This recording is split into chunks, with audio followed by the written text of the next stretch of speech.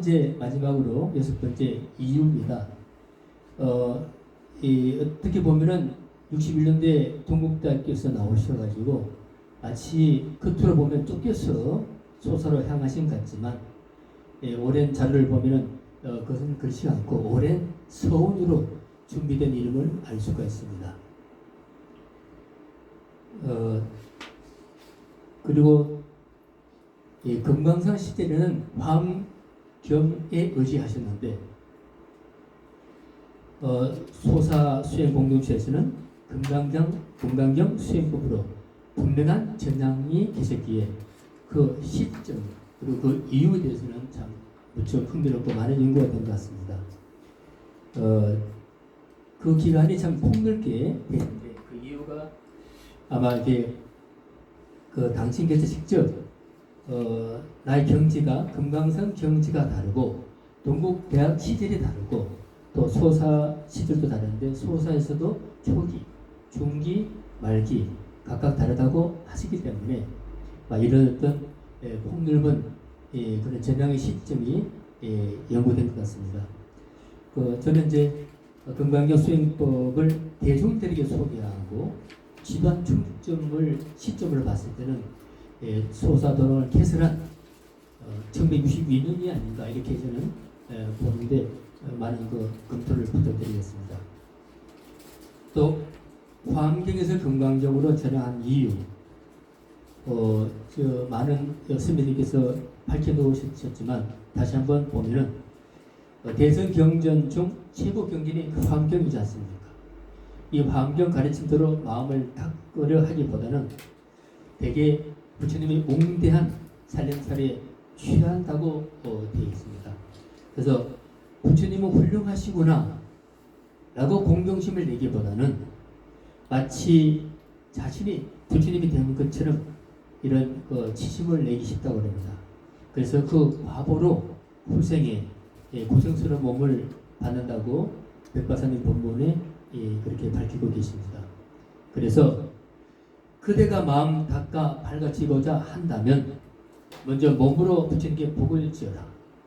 그런 가르침을 전하고 계셨고 무슨 생각이든지 부처님께 바치고 무슨 일이든지 부처님 즐겁게 해드리기 위한 마음으로 한다면 몸으로는 복을 짓는 것이고 마음이 부드러워지며 행복과 평화를 얻게 되고 지혜를 밝힐 수 있을 것이라고 저희들에게 얘기를 하고 계십니다.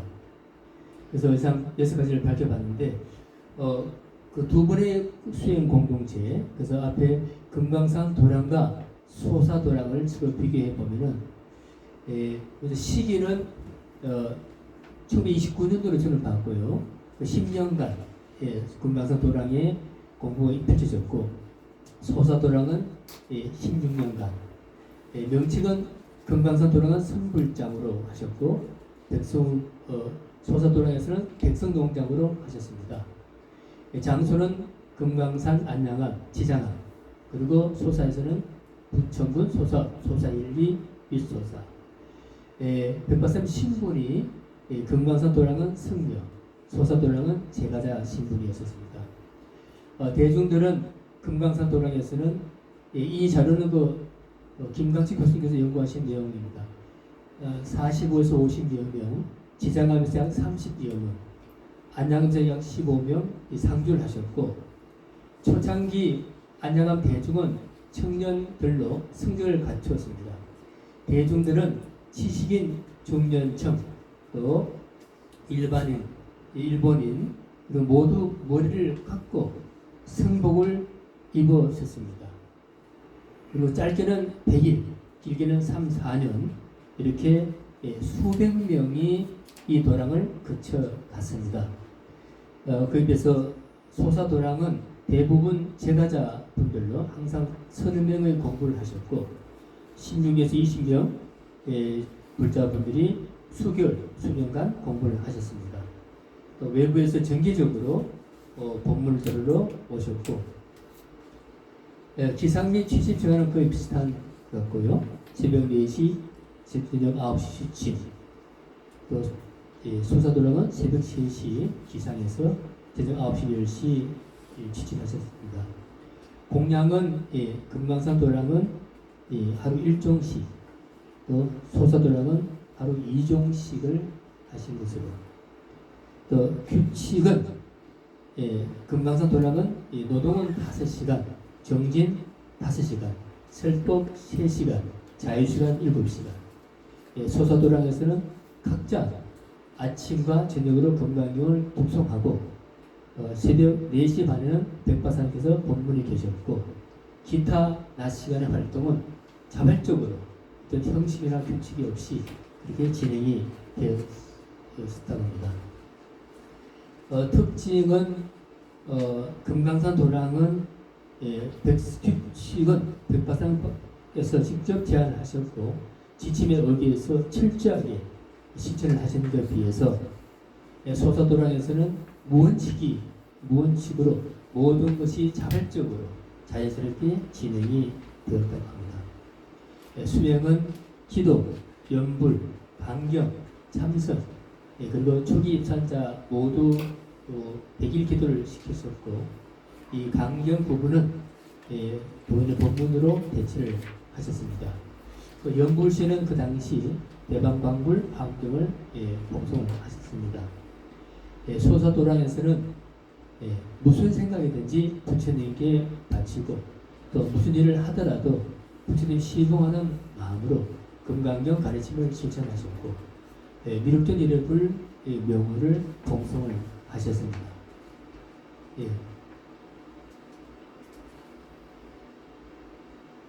다음은 제가 몇 가지 두 가지를 좀 검토를 받고 싶어서 별도로 준비를 해봤는데, 화면에서 우선 첫 번째입니다. 두 번의 수행 공동체에서 공이 모두 그 정신과 육체의 균형적인 수행을 백바사님께서는 강조를 하셨습니다. 김광치 교수님께서 이 부분에 대해서 이런 점은 여타 수행 방법, 여타 수행 공동체, 또 여타 가르침을 펴신 큰 스님에서는 찾아볼 수 없는 독특한 방법이라고 평가를 하셨습니다. 특히 몸을 단련하는 호연지 훈육법의 참된 가치를 한번 재조명을 해보고 싶은데, 우선 역사적으로 이 위에 지금 앞에 놓는 지금 발전문은 없기 때문에 앞에 그 파워포인트를 제가 읽어보겠습니다.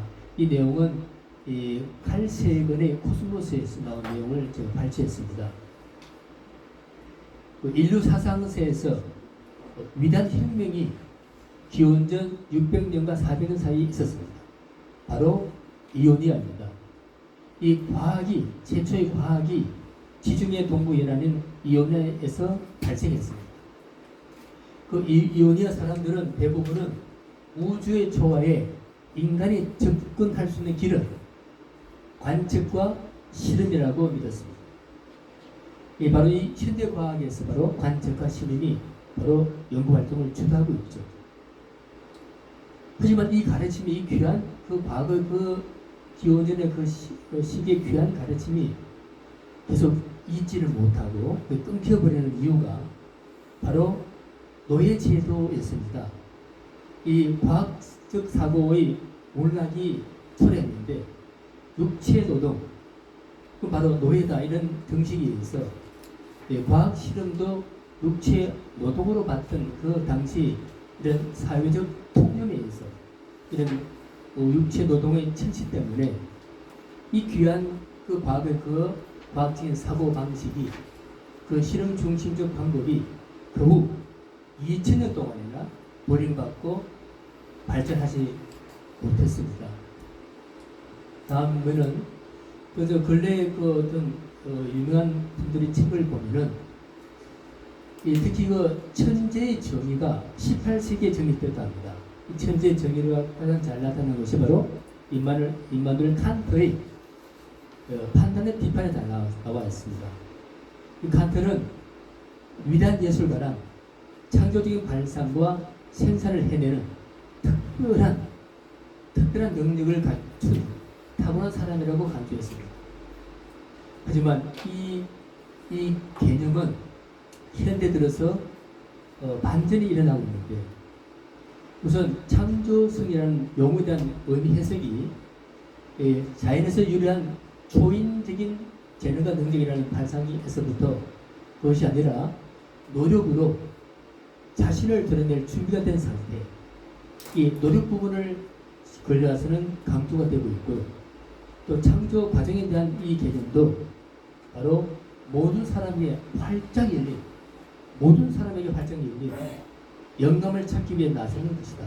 그리고 천신만고 끝에 달성한 것이다. 백 박사님 그래서 자기 어떤 재능을 이렇게 얘기하면은 그 굉장히 경계하시고 그런 사고를 갖지 않도록 하셨다고 합니다. 자기 어떤 특별한 재능, 어떤 한 부분에 이렇게 제한을 하는 그런 부분은 수행자에 맞지 않다는 그런 것을 이해했는데, 현대의 독보적인 창작자 대다수가 그런 자기 어떤 영적인 능력을 인정하지 않고 자기 작품은 이 비전의 산물이라고 말하지 않고 있습니다. 유명한 조각가 알렉산더 칼베는 만들기 때문에 지혜가 난다, 생각한다. 또 소설가 엄베르토 에코는 쓰다 보니까 쓰기 때문에 지혜가 나서 뭐 알아진다, 이런 표현. 또 시각예술가 앤 해밀턴은 만들기 때문에 어떤 새로운 창조물이 발견됐다. 또 연출가 복금명 같은 경우는 모든 배우가 모여서 연습하는 장소에서 만들어 봐야만 연극이 어떻게 연출될지 알 수 있었다. 이런 내용들을 연구한 자료들을 소개를 해봤습니다.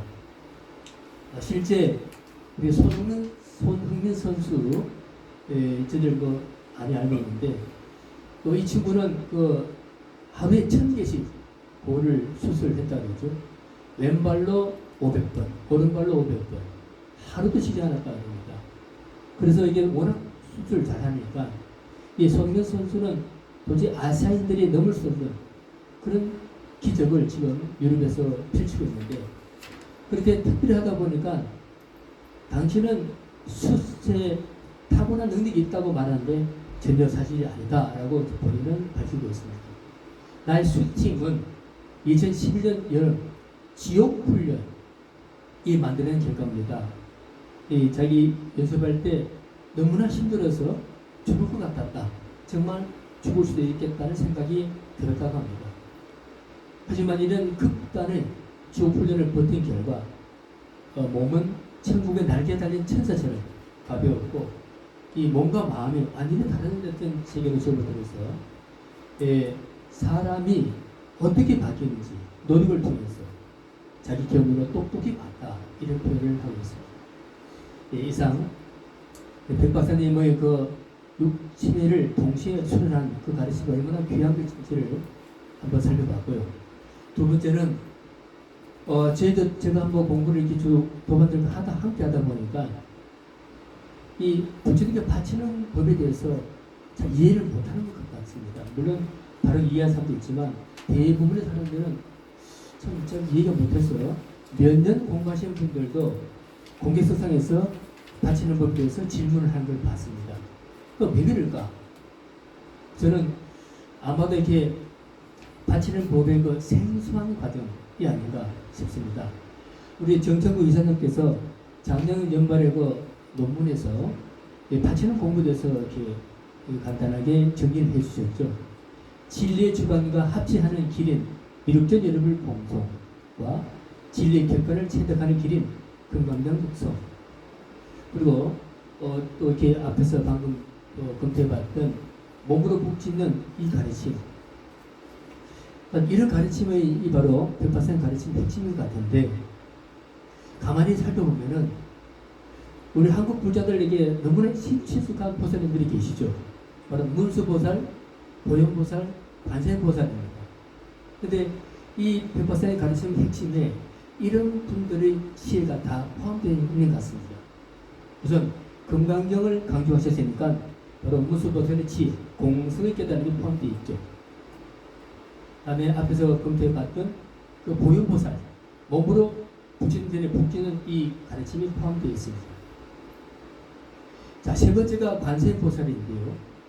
저는 이 관세음보살의 공경심에 주목을 하고 싶습니다.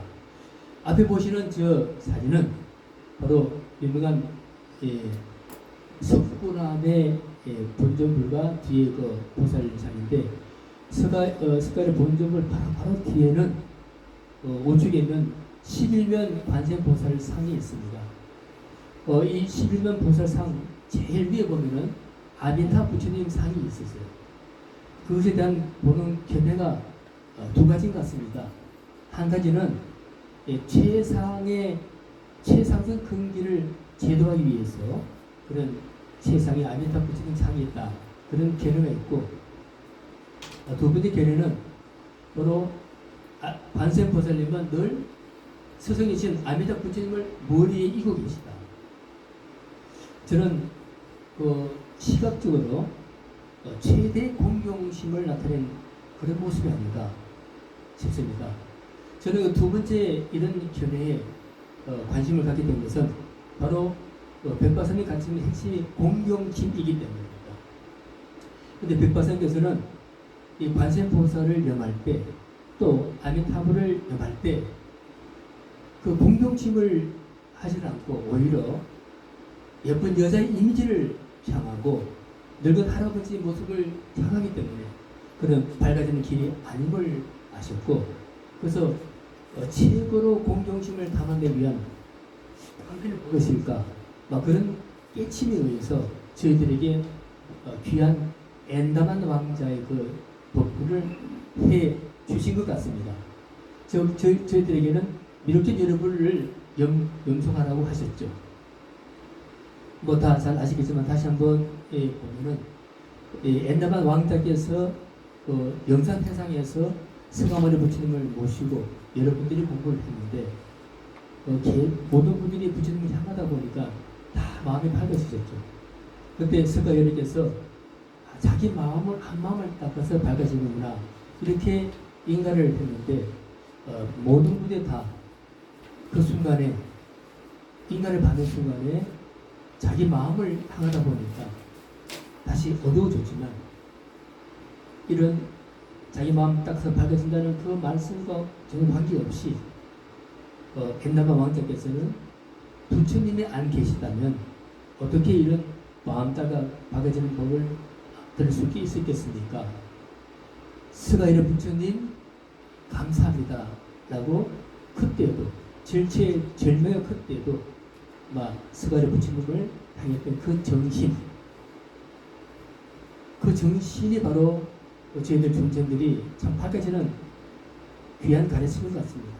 다만 형성을 갖지 않게 하기 위해서 기존의 관세음보살, 아미타 부처님 이런 상이 아닌 새로운 용어가 필요했기 때문에 그래서 미륵견 이름을 이렇게 하라고 하신 것으로 알고 있습니다. 많은 분들이 이렇게 제 공부를 하신 분들 보면은 이 미륵견 이름을 하라 그러면은 대부분 미륵불, 알려진 미륵불을 생각해서 좀 별로 안 좋게 보는 경향이 좀 많았던 것 같습니다. 그래서 바로 그렇게 미륵견 이름을 하라고 하지는 않으셨고 부처님께 받쳐 보다가 잘 안 받쳐지면은 그 마음에다 대고 미륵견 이름을 해보라 이렇게 아마 하신 걸로 저는 알고 있습니다. 참으로 저희들한테 주는 이 가르침은 바로 정통 불교 가르침이 포함되어 있는 새롭게 담겨져 있는 참으로 귀한 선물이라고 저는 생각이 됐었습니다. 다음 저기 소사에서 백성국 박사님을 참 부처님을 보셨던 분 중에 한 분이시죠. 최의식 선생님이신데 몇 년 전에 작고를 하셨습니다. 제가 어떻게 이분을 생전에 여러 번 찾아뵀었습니다. 미린의 실버타운도 몇 번 찾아뵀었고, 근데 94세 아마 작고하신 것으로 알고 있는데 돌아가시 직전에 신촌 세브란스 병원에서 입원하셨거든요. 제가 병문안에 갔는데 그때 도저히 말씀을 못 하셨고 필담으로 이렇게 걸렸는데 저에게 동국대 교수가 되라는 그런 정말 정성껏 한자 정성껏 써주신 그 글입니다. 제가 막 이렇게 늦은 나이지만 이 동국대에서 교수는 못됐지만 이 공부를 하게 된 것은 이런 분들에도 원력이 아닌가. 그리고 이 무사히 논문을 쓸 수 있었던 것은 바로 여러 선배님들의 연구의 도움을 통해서 이렇게 공부를 할 수 있었던 것입니다. 그래서 이것으로 그래서 앞으로 제가 할 수 있는 일은 오롯이 백박사님 가르친 대로 무슨 생각이 되는지 부처님께 바치고 부처님 감사합니다. 또 시봉 잘 하겠습니다. 이 가르침으로 앞으로 공부를 잘 하겠습니다. 감사합니다.